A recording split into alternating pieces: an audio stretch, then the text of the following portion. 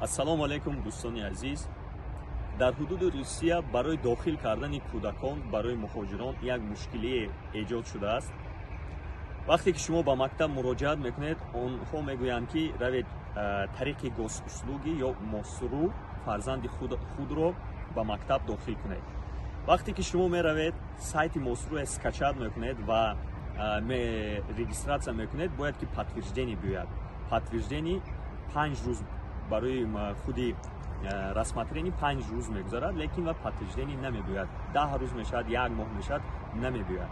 агар хоҳед ки дохил кунед, ягон монеа эҷод намекунад вақте ки аз ба ҷои шумо касе ки мосрӯ дорад, госуслугӣ дорад, фарзанди шуморо ба мактаб дохил кунад. барои ин чӣ ҳуҷҷат лозим меояд? барои ин танҳо СНИЛС, регистратсия ва шаҳодатномаи таваллуди кӯдак. ягон мушкилие нест. хусусан дар Москва фақат тариқи мосрӯ кӯдакҳои худро шумо метавонед ки дар мактабҳо дохил кунед. бисёр шароитҳои хуб ҳастанд ва ягон мушкилие эҷод намекунад.